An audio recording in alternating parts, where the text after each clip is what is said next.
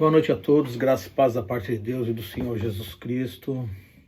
Hoje nós vamos meditar numa palavra que está em 1 Coríntios, capítulo 1. Capítulo 1 todinho de 1 Coríntios, vai até o versículo 31. E antes disso, eu queria fazer com vocês, como sempre, uma oração a Deus. Por isso, oremos.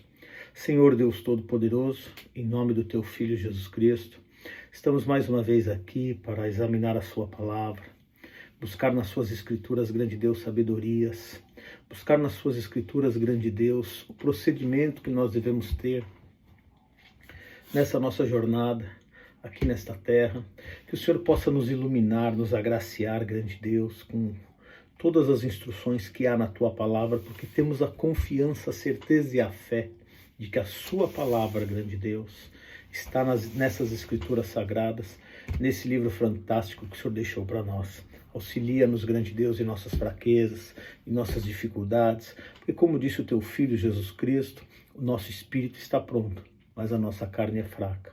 Portanto, grande Deus, quanto é importante para todos nós observarmos detalhes da Tua Palavra, aprendermos e praticarmos.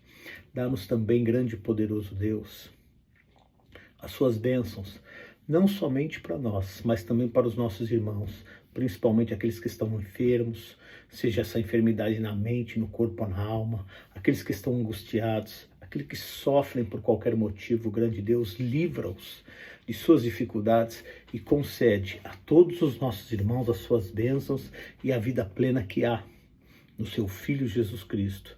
Também pedimos pelo nosso país, pelo nosso povo, para que o Senhor continue conduzindo e abençoando, livrando-nos, grande Deus, de maus líderes e colocando aqui, grande Deus, em nosso país a Tua liderança para a glória e honra do Teu santo nome. Também queremos, grande e poderoso Deus, que a Tua Palavra alcance vidas, grande Deus, internet afora, e que muitas pessoas sejam revestidas da Tua Palavra, do Teu Filho Jesus Cristo, pela mensagem que aqui está contida. Por isso e por tudo, nós Te agradecemos e Te louvamos em nome do Teu Filho Jesus Cristo, grande e maravilhoso Deus. Amém. Graças a Deus. Eu vou pedir a gentileza da Andréa ler para nós esses 31 versículos aqui do capítulo 1, e eu já estou de volta para a gente analisar frase por frase.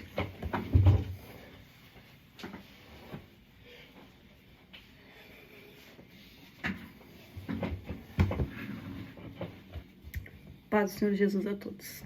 1 Coríntios, capítulo 1, do 1 ao versículo 30. Paulo, chamado para ser apóstolo de Cristo Jesus, pela vontade de Deus, e o irmão Sóstenes, a igreja de Deus que está em Corinto, aos santificados em Cristo Jesus e chamados para serem santos, juntamente com todos que em toda parte invocam o nome do Senhor Jesus Cristo, Senhor deles e nosso. A vocês, graça e paz da parte de Deus nosso Pai e do Senhor Jesus Cristo. Sempre dou graças a meu Deus por vocês, por causa da graça que lhes foi dada por Ele em Cristo Jesus.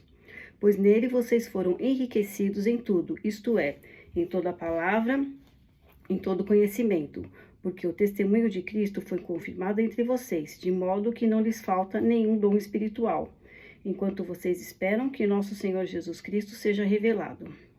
Ele os manterá firmes até o fim, de modo que vocês serão irrepreensíveis no dia do nosso Senhor Jesus Cristo. Fiel é Deus, o qual os chamou à comunhão com seu Filho Jesus Cristo, nosso Senhor.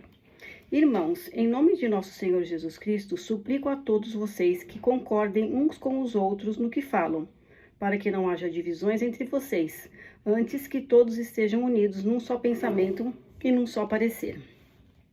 Meus irmãos, fui informado por alguns da casa de Chloe que há divisões entre vocês.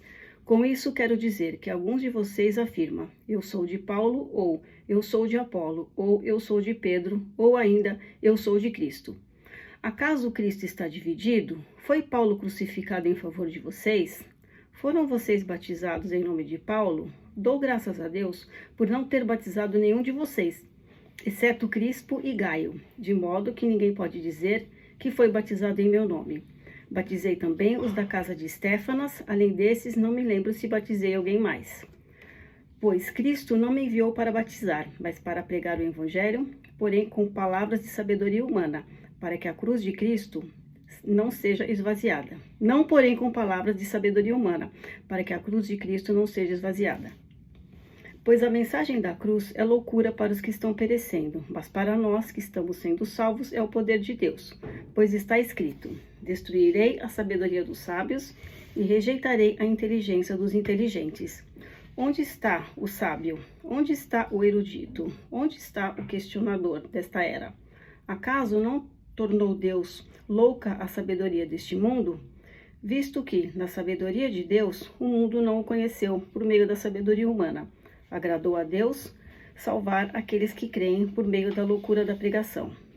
Os judeus pedem sinais milagrosos e os gregos procuram sabedoria. Nós, porém, pregamos a Cristo crucificado, o qual de fato é escândalo para os judeus e loucura para os gentios. Mas para os que foram chamados, tanto judeus como gregos, Cristo é o poder de Deus e a sabedoria de Deus.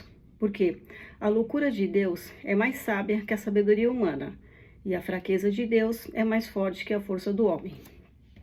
Irmãos, pensem no que vocês eram quando foram chamados. Poucos eram sábios segundo os padrões humanos. Poucos eram poderosos, poucos eram de nobre nascimento. Mas Deus escolheu o que para o mundo é loucura para envergonhar os sábios, e escolheu o que para o mundo é fraqueza para envergonhar o que é forte. Ele escolheu o que para o mundo é insignificante, desprezado e o que nada é, para reduzir a nada o que é, a fim de que ninguém se vanglorie diante dele. É, porém, por iniciativa dele que vocês estão em Cristo Jesus, o qual se tornou sabedoria de Deus para nós, isto é, justiça, santidade e redenção, para que, como está escrito, quem se gloriar, glorie-se no Senhor.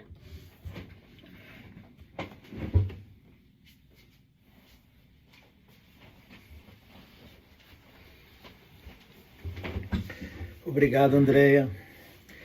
Versículo 1 do capítulo 1 de 1 Coríntios começa dizendo: Paulo, chamado para ser apóstolo de Cristo Jesus, pela vontade de Deus, e o irmão Sóstene. Observa, gente, que existe uma vontade de Deus para que façamos as coisas, né? No caso do apóstolo Paulo, a vontade de Deus é que ele fosse apóstolo. E o que é um apóstolo? O que é um apóstolo de Jesus Cristo? A palavra apóstolo, gente, é uma palavra no grego antigo que quer dizer enviado, né? E Jesus Cristo quis enviar o apóstolo Paulo para pregar aos gentios. Quem são os gentios? Por exemplo, a igreja de Coríntios é chamada a igreja dos gentios. Gentios são todos aqueles que não são judeus, tá? Então, Coríntios eram gentios, Gálatas eram gentios, Efésios eram gentios, né? Então você vê Paulo escrevendo a carta para essas pessoas e outras, né? E esse foi o chamado dele: pregar a Jesus Cristo para aqueles que não são judeus. Qual é o nosso chamado? Qual é o apostolado que o Senhor tem para nós?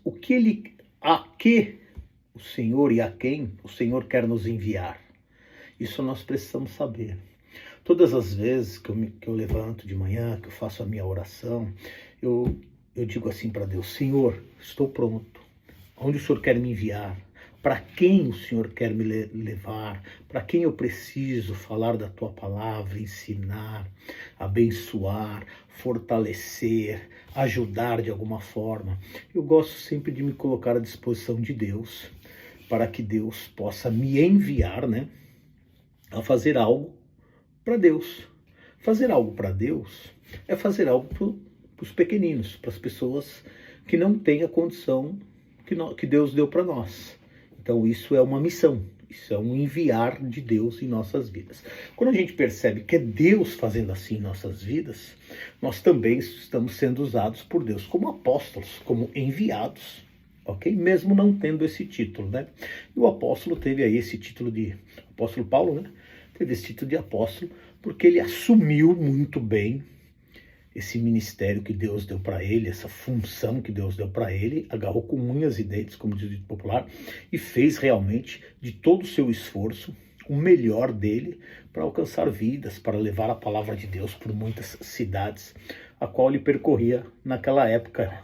E aí ele, no versículo 2, ele diz assim: acraseado, gente, tem o som, o A duas vezes, né? Nós aprendemos isso na escola. Então, a igreja de Deus que está na cidade de Coríntio, aos santificados em Cristo Jesus. Ele envia essa carta para aqueles que estão em Jesus Cristo. Em Jesus Cristo, nós somos santificados. O que quer dizer santos? Que é santificados. Separados para Deus. Quando Deus nos separa para Jesus Cristo e nós aceitamos essa separação, esse chamado de Deus, nós fazemos parte do grupo que somos santificados em Cristo Jesus. E também do grupo que foram chamados para serem santos. Como ele continua dizendo aqui, ó. Aos santificados em Cristo Jesus e chamados para serem santos, para serem separados para Deus. Juntamente com todos que, em toda parte, invocam o nome do nosso Senhor Jesus Cristo, deles e nós. O que ele está dizendo é que a carta não era só para Coríntios, mas servia para todos que em todos os lugares invocavam o nome do nosso Senhor Jesus Cristo. Não só nosso Senhor, mas também Senhor de todos aqueles que invocam o seu nome. E o que é Senhor, gente? Nós usamos essa palavra, a palavra Senhor, para tratar os mais velhos hoje, com respeito, né? Então, quando a gente quer respeitar alguém que é tem mais idade que a gente chama de Senhor. Então, Senhor fulano, né? E aí a gente mostra um respeito. Mas na época da Bíblia, essa palavra Senhor era endereçada a alguém que eu quero obedecer. Então, quando alguém chamava outro alguém de Senhor, é porque queria dar a entender que ia obedecê-lo, né? Que ia cumprir as suas ordens. E isso nós precisamos fazer com Deus. Não só chamá-lo de Senhor, Deus e o Senhor Jesus Cristo, mas também obedecê-lo. Obedecê-lo por sua palavra, por aquilo que ele estabeleceu aqui na Bíblia, ok? Versículo 3 diz: a vocês, ou seja, a igreja de Corinto, a todos que receberam essa palavra, graça e paz da parte de Deus e do Senhor Jesus Cristo. Não sei se vocês se lembram e notaram, eu iniciei esse vídeo aqui dizendo graça e paz da parte de Deus e do Senhor Jesus Cristo, que é exatamente o que está escrito aqui, ó. Graça e paz da parte de Deus, nosso Pai, e do Senhor Jesus Cristo. O que quer dizer isso? Graça e paz. Graça é quando nós recebemos um favor que nós não merecemos. Quando Deus nos dá uma recompensa sem nós termos merecido essa recompensa. Isso é graça de Deus. E todas as coisas que Deus faz por nossas vidas é pela graça. É de graça. Porque, na verdade, a Bíblia diz que nós não merecemos. Mereceríamos, por exemplo, se fôssemos imaculados, se tivéssemos cumprido todos os mandamentos da palavra de Deus, sem quebrar um só ponto da palavra de Deus. E nós, para quem tem uma boa avaliação de si mesmo, sabe que nós cometemos algumas falhas e alguns erros, mesmo que não intencionais, sem querer, né? E a própria palavra diz isso.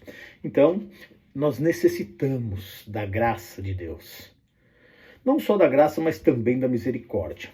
E outra coisa, paz da parte de Deus. Paz não é ausência de problemas, tá, gente? Talvez o mundo considere essa palavra isso, mas isso não existe.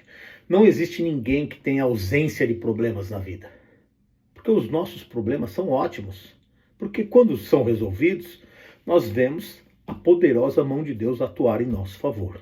Então, paz quer dizer enfrentar os problemas e as dificuldades que nós temos na vida com Deus. E com Deus nós temos tranquilidade e certeza. Isso é paz. Enfrentar os problemas, sabendo que Deus está conosco e porque Deus está conosco, nós temos tranquilidade e certeza de enfrentá-los e sairmos vitoriosos dos nossos problemas, ok? Aí da parte de Deus, nosso Pai, né? E do Senhor Jesus Cristo. Por quê? Porque tudo que Deus fez foi por intermédio do Senhor Jesus Cristo, segundo o livro de João, capítulo 1, versículo 6, se eu não me engano. Tudo que foi feito por intermédio dele, e nada do que foi feito teria sido feito se não fosse feito por intermédio dele, ou seja, de Jesus Cristo. Então Deus e o Senhor Jesus Cristo atuando em nosso favor. Versículo 4. Sempre dou graças a meu Deus por vocês por causa da graça que lhes foi dada por Deus, né, por Ele, em Cristo Jesus. Deus nos concede graças, gente, pelo fato de estarmos no Senhor Jesus Cristo, que são coisas extraordinárias, entende? São feitos grandiosíssimos que o Senhor nos concede, que ficamos até constrangidos e envergonhados de tantos benefícios que Deus nos dá se nós formos realmente avaliar. O maior deles é ter nos chamado para a salvação. Observe que lá no livro de Romanos, no capítulo 3, fica claro que todos pecaram. E as pessoas estão separadas de Deus pelo pecado. Porque Deus, o que faz separação entre as pessoas e Deus é o pecado. E aí, como todos pecaram, todos estavam separados de Deus. Jesus Cristo veio para nos reconciliar com Deus. Quer coisa mais magnífica que isso? Quer coisa mais digna de gratidão a Deus do que isso? E dele não parou por aí, ele ainda nos concedeu outras coisas, como por exemplo saúde, paz, condição de respirarmos, temos a nossa liberdade, temos aí até um certo conforto, uma certa prosperidade que o Senhor nos dá. E todas essas coisas são do Senhor para as nossas vidas de graça, porque Ele nos ama, porque Deus, Ele é bondoso para com aqueles que o amam. Então, essas coisas, graça, paz, prosperidade, saúde, todas essas coisas vêm do Senhor para as nossas vidas e o Senhor tem satisfação de nos conceder. Por isso, o apóstolo Paulo era tão grato a Deus pelos coríntios. E isso daqui também é uma boa dica para quando a gente for orar. Imaginemos que a gente já orou por uma pessoa em favor da vida dela ou em favor de qualquer situação. A Bíblia fala que a gente não pode usar de vãs repetições, né? O Senhor Jesus Cristo disse isso lá em Mateus capítulo 6. E aí, não podendo usar de vãs repetições, o que nós vamos fazer? Vamos agradecer a Deus. Obrigado, Senhor, porque eu orei por fulano, né? Por essa causa, e pela fé eu já creio que o Senhor nos concedeu a ele ou a nós o que nós te pedimos. Então, muito obrigado. O apóstolo Paulo aqui dá uma dica de como nós vamos falar com Deus quando nós já pedimos algo em favor de alguém, ok? Então, agradecer a Deus é um sinal de fé. Agradecer sobre uma coisa que nós já tínhamos pedido é um sinal de fé, mostrando para Deus que nós temos fé, que já recebemos aquilo. Então, por isso que Paulo diz, dou graças a Deus, ou seja, sou grato a Deus, a meu Deus, por vocês, por causa da graça que Deus lhe deu em Cristo Jesus. As coisas que Deus tinha feito em Coríntios, Paulo era agradecido a Deus por isso. Pois nele, vocês foram enriquecidos em tudo. Olha como Deus faz, gente. A igreja de Coríntios, o apóstolo Paulo estava dizendo que tinha sido enriquecido em tudo. Em tudo o quê? Coisas físicas e coisas espirituais. Deus tinha derramado tantas bênçãos na vida dos irmãos que estavam nessa cidade de Coríntios, aqueles que tinham crido em Cristo, que o apóstolo Paulo chega a mencionar que eles foram enriquecidos em tudo. Isto é, em toda a palavra, todo o conhecimento. Tudo que a Bíblia oferece de palavra e de conhecimento, eles estavam enriquecidos. Todas as promessas de Deus que tem na Bíblia e o que Deus falou, sempre houve em Cristo sim.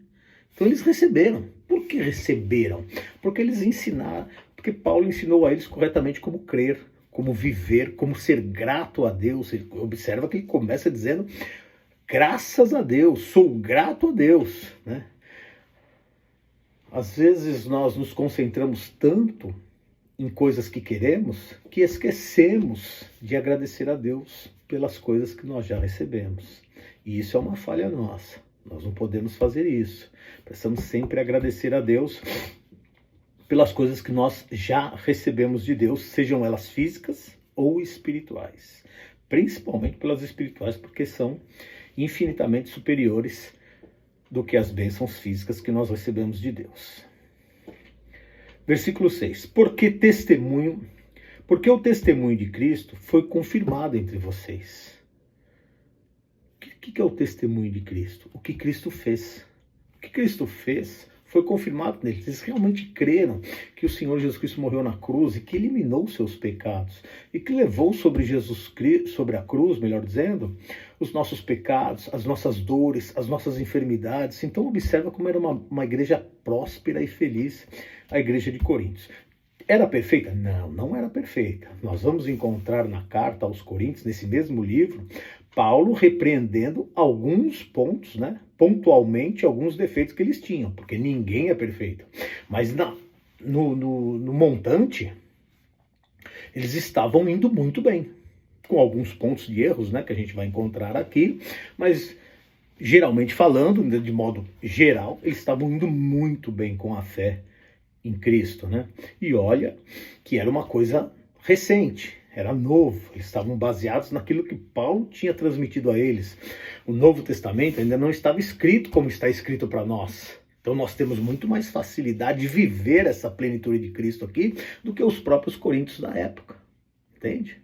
Então o benefício é dado maior a nós, porque nós temos a condição, se quisermos, de ouvir, ler, ver, meditar, aprender em cada detalhe da Bíblia, se quisermos. É muito fácil. Todos têm uma Bíblia. Quem não tem pode pegar um aplicativo, pode até colocar no Google.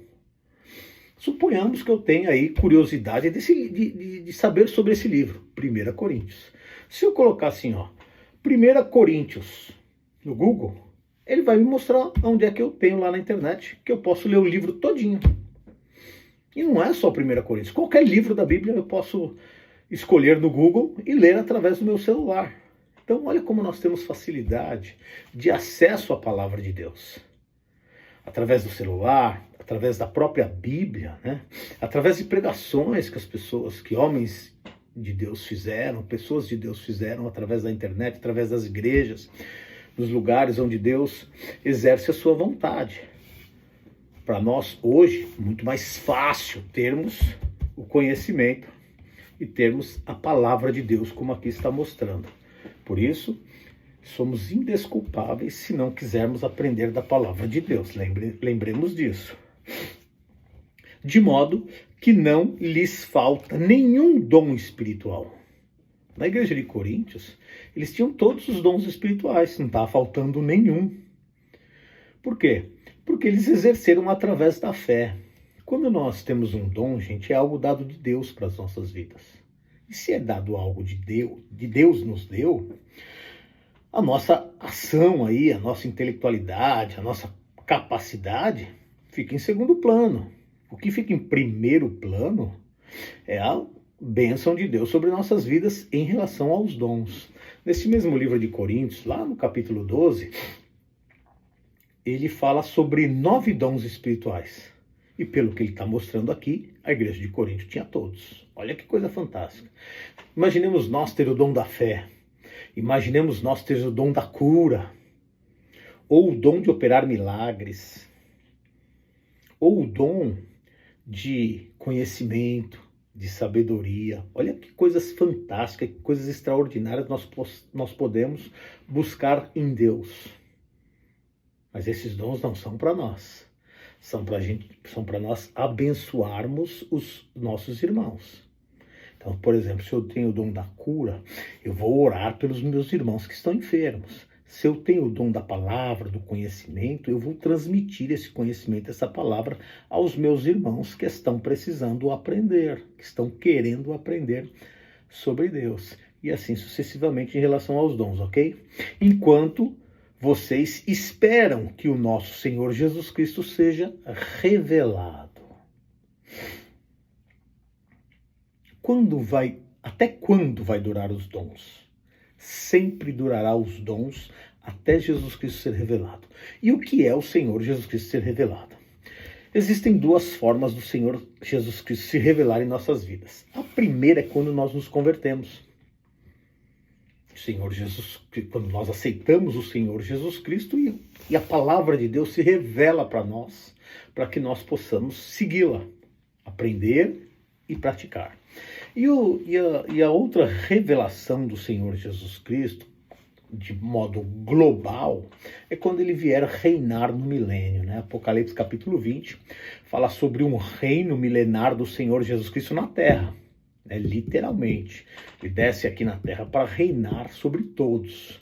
Então, essa é uma revelação que acontecerá, mas aí de forma global, tá? De forma individual é quando a gente se converte ao Senhor Jesus Cristo e passa aí a exercer os dons que o Senhor nos concedeu, ok?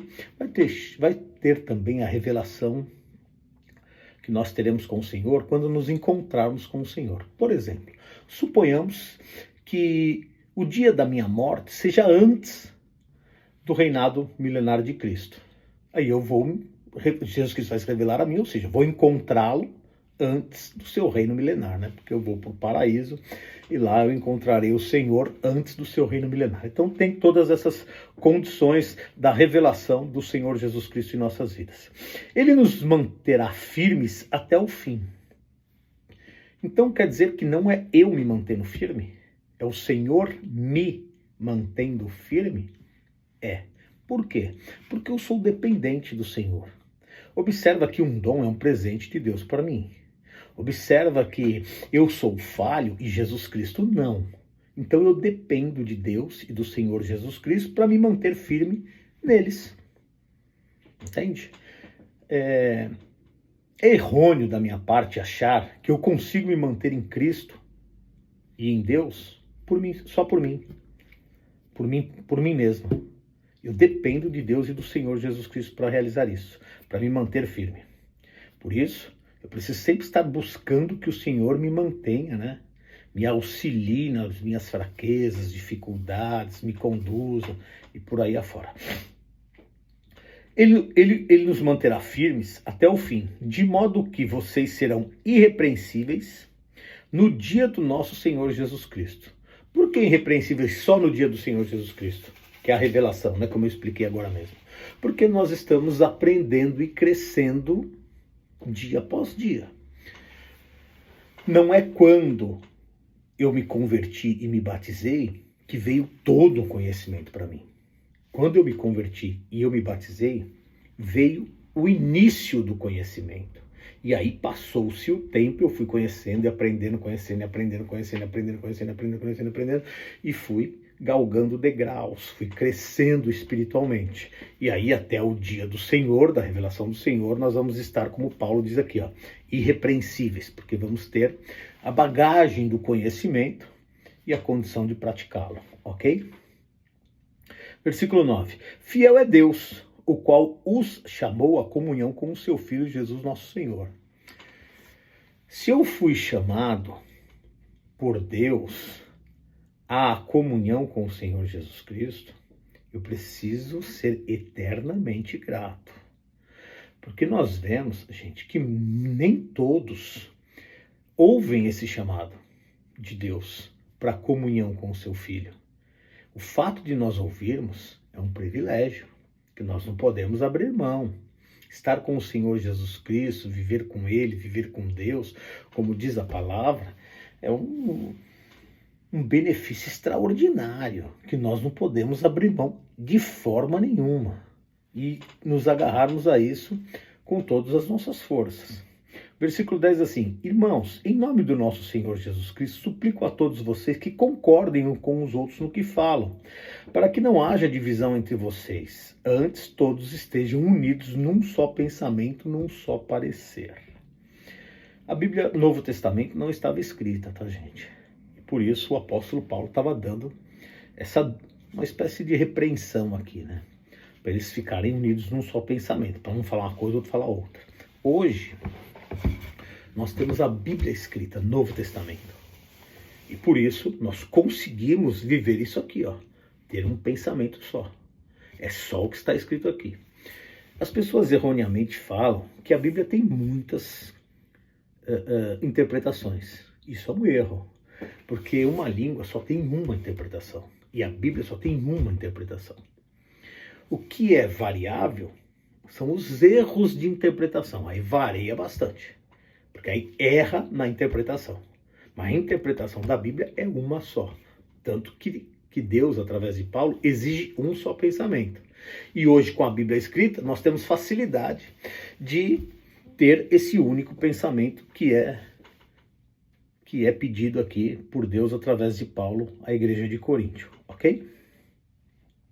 Versículo 11. Meus irmãos, fui informado por alguns da casa de Cloe de que há divisões entre vocês. Com isso, quero dizer que algum de vocês afirma, eu sou de Paulo, e outros, eu sou de Apolo, ou eu sou de Pedro, ou ainda eu sou de Cristo. Nós somos de quem?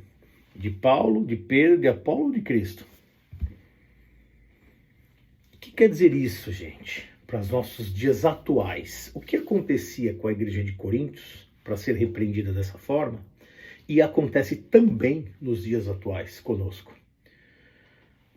Muitos de nós, servos do Senhor Jesus Cristo, dizem assim, não, eu sou de igreja tal, eu congrego um pastor tal, a minha igreja é melhor, a minha igreja faz isso, a minha igreja não comete esse erro, a minha igreja é a igreja do Senhor Jesus Cristo, a minha igreja é a melhor. Falando-se de lugares, nós somos uma igreja do Senhor Jesus Cristo na terra. A igreja são as pessoas. E nós precisamos ter um único pensamento. Então todos nós somos de Cristo e Cristo é de Deus. Então podemos falar, eu sou de Paulo, eu sou de Apolo, ou eu sou de Pedro. Ou eu sou de pastor tal, eu sou de pastor fulano, eu sou de igreja fulano, eu sou de igreja beltrana. O que nós precisamos falar é que nós somos de Cristo, que é o correto. Cristo nos comprou por um alto preço. Quando ele morreu na cruz, pagou o preço dos nossos pecados. Isso nós não podemos ignorar e nem substituí-lo por qualquer outro. Posso pedir auxílio para alguém? Claro que pode. Posso pedir auxílio para o meu pastor numa oração? Pastor, me ajuda a orar. Ora comigo. Ou então, me ensina isso que eu não sei. E o pastor também pode ser ensinado, pastor, o mestre, o apóstolo, o evangelista, por alguém que não tem o título. Qual é o problema disso? E pode também pedir ajuda em oração para as pessoas umas às outras, porque todos nós somos iguais e irmãos. E o Senhor Jesus Cristo é o cabeça de todos nós. É assim que tem que ser o nosso pensamento. Olha o que ele vai dizer no versículo 13. Acaso Cristo está dividido? Foi Paulo crucificado em favor de vocês? Foi? Claro que não. Cristo está dividido? Não. Paulo foi crucificado em favor de vocês? Também não. Vocês foram batizados em nome de Paulo? Não. Nosso batismo é o de Cristo. Aí ele fala assim, ó, dou graças a Deus por não ter batizado nenhum de vocês, exceto Crispo e Gaio, de modo que ninguém pode dizer que foi batizado em meu nome. Quer dizer que alguém batizava alguém em Cristo, e esse alguém que foi batizado fala assim, eu fui batizado por Paulo, por isso meu batismo é o de Paulo? Claro que não. Eu fui batizado por o apóstolo Paulo, mas meu batismo é de Cristo, do Senhor Jesus Cristo. Então Paulo está ensinando como as pessoas devem ser conduzidas no cristianismo. E nós também não termos divisões. Aí ele fala assim, ó, batizei também os da casa de Estéfanas, além desse não me lembro se batizei alguém mais. Ele está querendo se dizer que o fato de ele batizar alguém não era tão importante para ele. Era mais importante para alguém que foi batizado. Se a pessoa reconhecia que o batismo dela era de Cristo e não de Paulo. Ok? Versículo 17. Pois Cristo não me enviou para batizar, mas para pregar o evangelho. Não, porém, com palavras de sabedoria humana. Então, qual era a principal função de Paulo? Ele fazia tudo. Mas a principal função dele era falar da palavra. Nós podemos ter dons? Podemos. Mas qual é o principal? Levar as pessoas à palavra de Deus. É tão importante levarmos as pessoas à palavra de Deus, que Deus deixou a palavra escrita para nós. A Bíblia Sagrada. Principalmente o Novo Testamento. Então olha como é importante, olha como Deus quer que isso seja um carro-chefe nas nossas vidas espirituais. Ok? Não, porém, com palavras de sabedoria humana, para que a cruz de Cristo não seja esvaziada. A palavra de Deus, gente, ela tem porções de fácil interpretação, de forma que até uma criança de 6 anos, que acabou de ser alfabetizada, consegue entender. Outras partes já têm alguma dificuldade de entender, porque a interpretação requer atenção.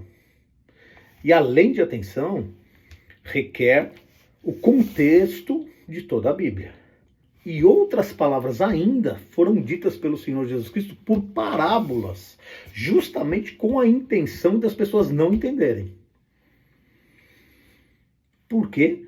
Porque necessitaríamos de Deus para entendê-las.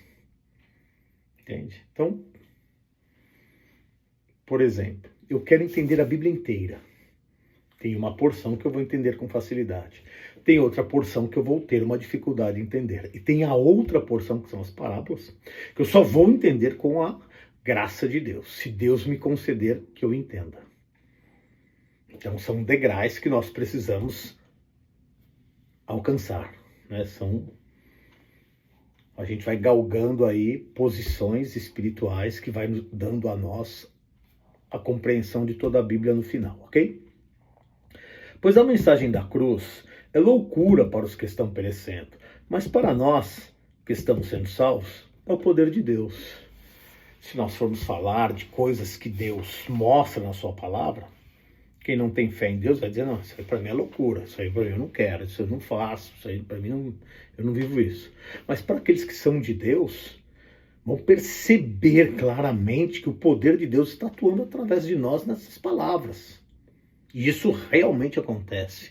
Através da palavra de Deus, do que aqui está contido, é conduzido para nós em forma de poderes espirituais e físicos, de forma que nós tenhamos aí uma vida abençoadíssima e também Deus proporciona através de nós vidas abençoadas para as pessoas que também nos ouvem, ok? Versículo 19. Pois está escrito, destruirei a sabedoria dos sábios e rejeitarei a inteligência dos inteligentes. Quem são esses sábios e inteligentes que Deus está rejeitando e destruindo? Aqueles que acham que não dependem de Deus para terem uma sabedoria espiritual.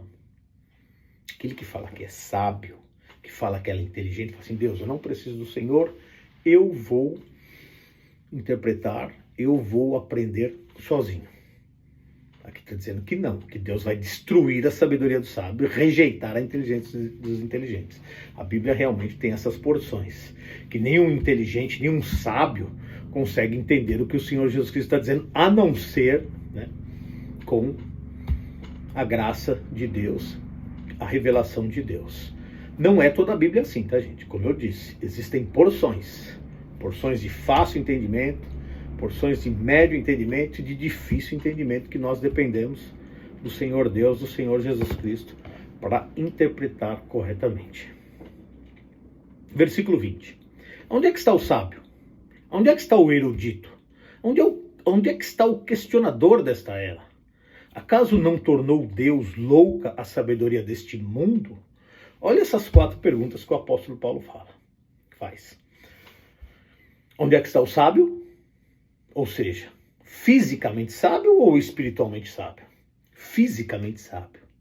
O fisicamente sábio, se ele não tiver a graça de Deus em sua vida, existem porções da Bíblia que ele não vai entender. O erudito, a mesma coisa. O questionador, aquele que pergunta tudo, a mesma coisa. E aí, a sabedoria deste mundo, a mesma coisa.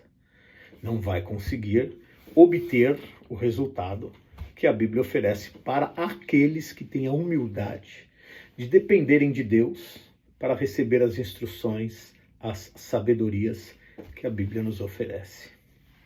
Versículo 21.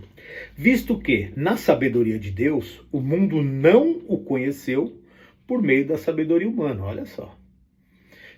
Deus tem uma sabedoria que ele deixou escrita na Bíblia, usou homens para escrever as suas sabedorias, que não é possível conhecer pela sabedoria humana. Existem porções fáceis, sim, mas as porções difíceis, as parábolas, não. Nós dependemos da sabedoria espiritual que só há em Deus e no Senhor Jesus Cristo. Agradou a Deus salvar aqueles que creem por meio da loucura da pregação. Então existem porções, por exemplo, que aos olhos de muitos parecem ser loucura. E aqueles que creem nisso, nessas porções, não acham loucura, acham realmente que é a palavra de Deus, esses são aqueles que Deus quis salvar. Salvar do quê? Salvar do inferno, gente. Porque as pessoas acreditam, né? As pessoas erroneamente acreditam que se nunca matar ninguém, nunca roubar ninguém, vai para o céu. Isso é um erro. Porque aí inutilizaria o sacrifício de Cristo que ele realizou na cruz por nós há quase 2000 anos, né? O que nós precisamos saber e entender é que precisamos ir de encontro a Deus e à palavra de Deus para nós sabermos gradativamente, até o galgarmos a conhecimento total, o que Deus reservou para nós. Isso chama-se loucura da pregação, loucura da palavra de Deus, né? Ele fala loucura da pregação porque o Novo Testamento não estava escrito, né? E aí, hoje está escrito. Então é loucura da palavra de Deus. Por que loucura? Porque só aqueles que são espirituais conseguem discernir sabiamente como é que é o que Deus requer para as nossas vidas. Ok? Versículo 22. Os judeus pedem sinais milagrosos. Os gregos procuram sabedoria. Nós, porém, pregamos Cristo crucificado. Como é que os judeus criam em Deus? Através dos sinais milagrosos. Como é que os gregos queriam crer em Deus? Através de sabedoria humana, gente. E nenhuma dessas duas coisas, nem milagres e nem sabedoria humana, é a forma correta de nós buscarmos as coisas espirituais em Deus. A forma correta de nós buscarmos as coisas espirituais em Deus é, em primeiro lugar, reconhecer o Senhor Jesus Cristo, o que ele fez. Por isso que ele diz aqui, ó, nós, porém, pregamos Cristo crucificado. O que ele fez? O que é pregar Cristo crucificado? É mostrar para as outras pessoas o que Cristo fez por nós. Ninguém jamais teria capacidade de fazer algo semelhante, nem numa proporção muito pequena, por alguém, muito menos pela humanidade toda. E Cristo conseguiu fazer isso. Através do seu grande e infinito amor, ele deu a vida dele por nossas vidas. Ele morreu na cruz para que nós tivéssemos vida eterna espiritual com Deus. Então, isso é chamado pelo apóstolo Paulo, Cristo crucificado. O que Cristo fez por nós. Porque crucificado é a crucificação é o último estágio da ação de Cristo no seu período terreno. Então, o que Cristo fez até chegar à cruz. O qual, de fato, é escândalo para os judeus e loucura para os gentios. Judeus que não creem em Cristo e gentios que não creem em Cristo. Um é escândalo, o outro é loucura. E, na verdade, mas para os que foram chamados, tanto os judeus como gregos, Cristo é o poder de Deus e a sabedoria de Deus. Então ele divide dois grupos. Gentios e judeus que não creem em Cristo, quando olha para cá, acha loucura.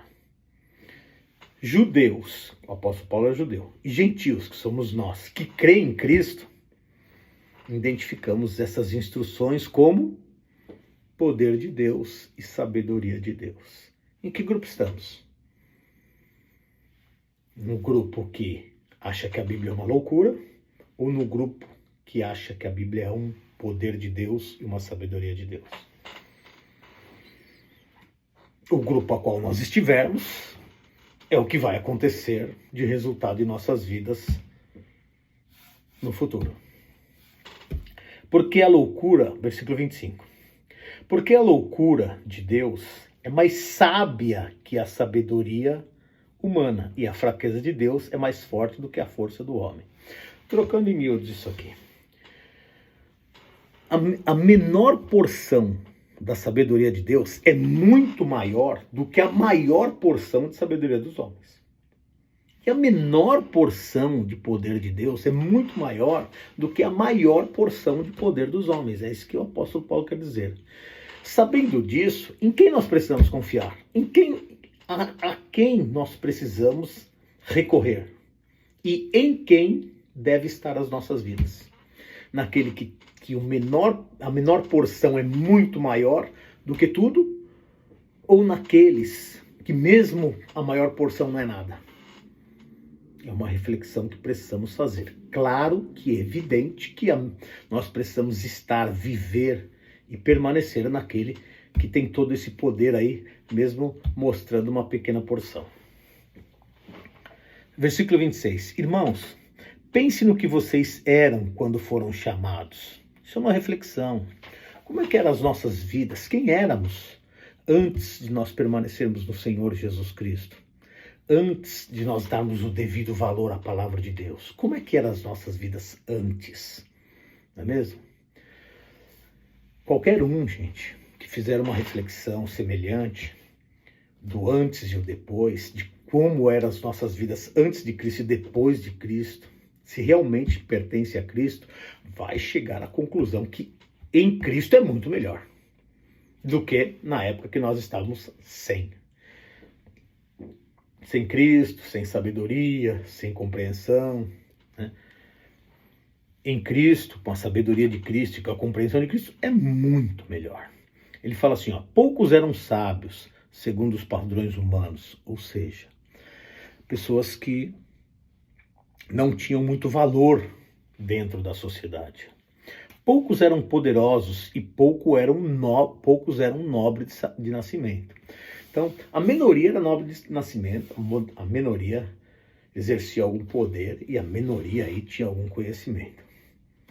Generalizando, era um grupo que a sociedade desprezou. E como é que é isso? Deus chama os desprezados? Sim. A Bíblia está repleta de exemplos que aprove a Deus chamar os desprezados. O próprio Davi, quando foi chamado por Samuel, é um caso desse.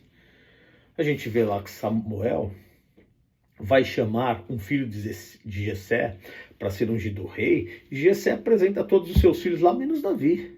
Samuel fala, não é nenhum desses aqui não. Tá faltando algum. Acabou os seus filhos? Não, tem mais um. Onde ele tá? Tá lá cuidando das ovelhas. Nem foi chamado. Porque a sua família jamais imaginaria que era Davi, o último, o caçula, o mais desprezado da família, que Deus ia escolher para ser ungido naquele momento. E aí Samuel chega e diz assim, ó, não vai ninguém sentar na mesa enquanto Davi não chegar. Vai chamar. Aí quando chama Davi, o desprezado, Deus unge rei. E o nome dele é falado até hoje, o nome de Davi.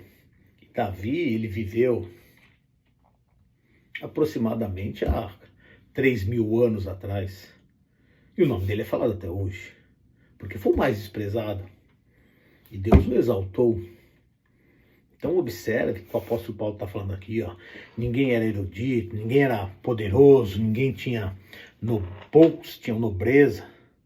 Porque, de modo geral, Deus chama realmente aqueles que são desprezados pelo mundo. Para Deus, eles são pessoas especiais, ok? Ó, mas Deus escolheu o que para o mundo é loucura para envergonhar os sábios. Ou seja, se as pessoas acharem que algo é louco da parte de Deus, das coisas da Bíblia, é justamente isso que Deus quer. Porque Deus quer envergonhar esses sábios. Se alguém acha que algo da Bíblia é loucura, é porque essa pessoa está se colocando como sábio. Mas sábio aos padrões humanos e não aos padrões espirituais. Que o mais importante é sermos sábios no padrão espiritual, porque é isso que vai nos conduzir a Deus, ok? E escolheu o que para o mundo é fraqueza para envergonhar o que é forte. O que é o mundo é fraqueza? Quando o mundo nos considera fracos. E aí Deus nos escolhe e envergonha aqueles que nos chamavam de fraco, se colocando como mais fortes que nós. Deus ama fazer isso. Destruir, por exemplo, a soberba de um ser humano. Quando o ser humano acha que é forte, que é superior, Deus escolhe aquele que é inferior. Deus realmente faz muito isso. Eu me lembro de outra história do Antigo Testamento, que a cidade de Samaria estava sitiada. E, resumindo a história, Deus usou 3 leprosos para libertar a cidade desse sítio, né? Dessa invasão dos inimigos. As pessoas estavam passando fome dentro da cidade de Samaria. E 3 leprosos levaram lá a libertação para a cidade inteira. Libertação do cerco inimigo e libertação da fome que eles estavam passando. E os leprosos eram pessoas desprezadas, não podiam nem ficar perto da cidade, porque a lepra era contagiosa. Então, olha aí Deus usando o que é desprezado para abençoar e salvar uma cidade inteira, que se colocava como superior diante dos leprosos. Veja aí mais uma história que Deus está honrando aqueles que são desprezados, como o apóstolo Paulo está falando aqui. Versículo 28. Ele escolheu o que para o mundo é insignificante, desprezado e o que nada é, para reduzir a nada o que é. Quem é desprezado pelo mundo? Há uma boa chance de Deus querer essa pessoa e usá-lo de tal forma a confundir aqueles que o desprezaram. O que acontece conosco quando nós realmente cremos no Senhor Jesus Cristo? Nós, como diz o dito popular, damos a volta por cima. Quando não tínhamos nada que as pessoas desejavam, Deus passou a nos conceder coisas extraordinárias e indispensáveis para essas pessoas, como, por exemplo, a sua palavra, como, por outro exemplo, os seus dons. Isso é maravilhoso, da parte de Deus para as nossas vidas, nos concedendo honra no lugar de desprezo, ok?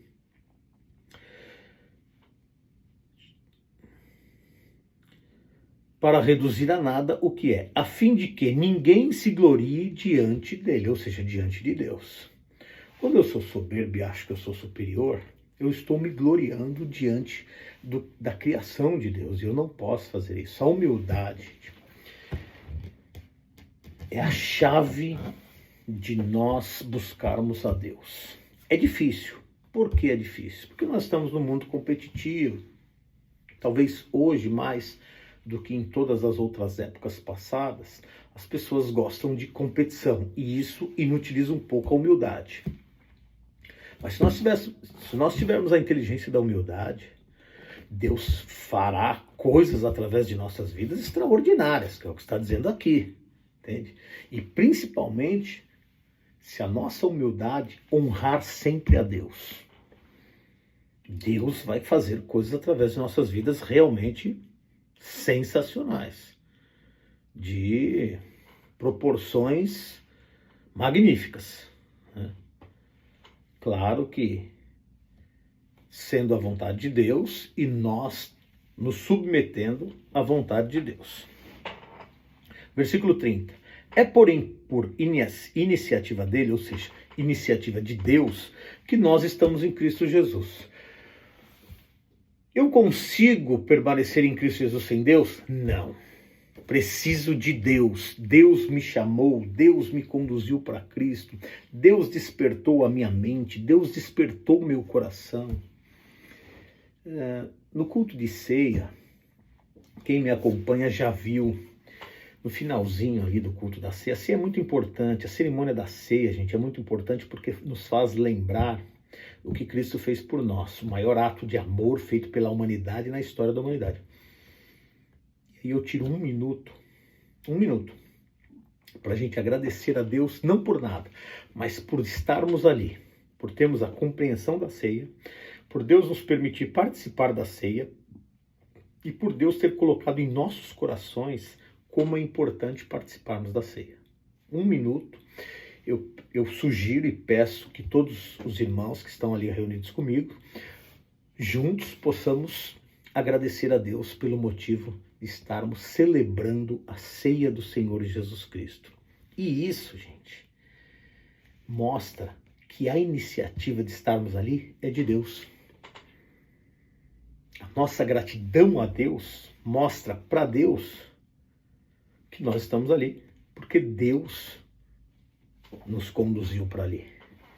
E essa compreensão é muito importante, porque nos gera humildade, nos dá a nós a nossa verdadeira posição, que é abaixo do grande e poderoso Deus e do Senhor Jesus Cristo, e nos faz honrar sempre a Deus, que essas coisas são indispensáveis. Deus é muito justo. Se eu estou sendo usado por Deus com o poder de Deus, é evidente que a honra tem que ser de Deus. Eu não posso trazer a honra para mim, que isso não seria justiça. E Deus, ele trabalha muito em cima da justiça. Por exemplo, ele também trabalha em cima da misericórdia. Se eu estiver fazendo algo errado, sem intenção, sem premeditação, ele pode usar a misericórdia, né? Mas se eu estiver fazendo as coisas pensado, ele sempre trabalha em cima da justiça. Então nós precisamos tomar muito cuidado em relação a isso. Ou seja, sempre honrarmos a Deus por tudo. Por estarmos em Cristo, por tomarmos a ceia, por estarmos assistindo esse vídeo aqui e querendo aprender, sempre agradecermos a Deus por todas essas iniciativas que Deus promove em nossas vidas. Amém? O qual se tornou sabedoria de Deus para nós. Ou seja, Jesus Cristo é a forma pela qual nós adquirimos a sabedoria de Deus, por meio de Jesus Cristo. Não só a sabedoria, tá, gente? Mas por meio de Jesus Cristo é o que nós, por meio de quem nós obtemos tudo de Deus. Aprove a Deus, Efésios capítulo 1, versículo 9, convergir para Cristo todas as coisas. Então, quero ter uma sabedoria da parte de Deus, em Cristo. Quero ter uma salvação da parte de Deus, em Cristo Jesus. E o Senhor Jesus Cristo, Cristo Jesus, é a palavra. Esse aqui é a nossa ligação física com Deus. E a nossa ligação espiritual com Deus é o próprio Senhor Jesus Cristo que está em nossas vidas. Amém? Isto é, justiça, santidade e redenção. A sabedoria de Deus, gente, não é nada se não promover em nossas vidas justiça, que é a palavra de Deus, né? Santidade, que é estarmos separados para Deus, e redenção, que é a nossa salvação. Ela precisa promover isso em nossas vidas. Por isso, existe no livro de Coríntios, capítulo 12, 2 dons, sabedoria e conhecimento. O que é um conhecimento? Quando a gente conhece as Escrituras. O que é sabedoria? Quando a gente emprega ela de forma sábia nas nossas vidas para poder gerar justiça, santidade e redenção. Se não estiver gerando em minha vida justiça de Deus, santidade de Deus e redenção de Deus, eu estou empregando não sabiamente o conhecimento de Deus. Sem sabedoria, o conhecimento de Deus. Para que, como está escrito, quem gloriar-se, glorie-se no Senhor. Suponhamos que alguém diga para mim assim, realmente a sua palavra foi muito boa, aquela palavra assim. Eu digo assim, graças a Deus. Agradeçam a Deus. Obrigado, Senhor Deus Todo-Poderoso, Senhor Jesus Cristo. Eu sempre transfiro para Deus a glória que supostamente alguém pode me oferecer a mim. Porque ela não me pertence. Pertence a Deus. Uma vez que eu sou totalmente dependente de Deus para ter essa sabedoria. E isso é em qualquer coisa espiritual ou física. Suponhamos que uma pessoa muito rica receba um elogio. Uau, você é muito rico. Qual é o procedimento correto do rico? Dizer, graças a Deus. Foi Deus que me concedeu essa riqueza. Ah, Clê, mas a pessoa não trabalhou? A pessoa não se esforçou tanto? Ela não tem os seus méritos? Ué, mas e se Deus não tivesse dado saúde? Ela teria tudo isso? Se Deus não tivesse dado ar para respirar, teríamos tudo isso? E se Deus não tivesse nos dado água para beber, teríamos qualquer coisa? Notem que somos dependentes de Deus para qualquer coisa. Concordam? Amém? Por isso, glorifiquemos a Deus por todas as coisas em nossas vidas, tanto físicas quanto espirituais. Amém? Eu convido a todos vocês para nós fazermos uma oração de encerramento, para que Deus continue nos abençoando. Amém? Oremos. Maravilhoso e eterno Deus, em nome do Teu Filho Jesus Cristo, queremos agradecer ao Senhor por mais essa porção da Tua palavra e pedir Que o Senhor conceda-nos, grande Deus, que ela não somente fique gravada em nossos corações, mas que também tenhamos do Senhor a condição de cumpri-la nos nossos dias. Que possamos estar sempre ligados ao Senhor e ao Teu Filho Jesus Cristo por nosso vínculo com o Senhor e que esse vínculo se fortaleça a cada dia. Que possamos colocar em prática tudo o que aprendemos e que de modo nenhum, Senhor, deixemos de agradecer e glorificar o Teu santo nome. E por tudo isso, nós te agradecemos e te louvamos, em nome do Teu Filho Jesus Cristo. Amém. E graças a Deus. Amém. Que Deus abençoe a todos, que a graça, a salvação e o poder de Deus esteja abençoando ricamente a vida de vocês e que todos sejam instruídos sabiamente pela palavra. E a prosperidade do Senhor, a paz, a alegria esteja na vida de todos nós. Em nome de Jesus. Amém. E graças a Deus. Fiquem com Deus. Deus abençoe a todos.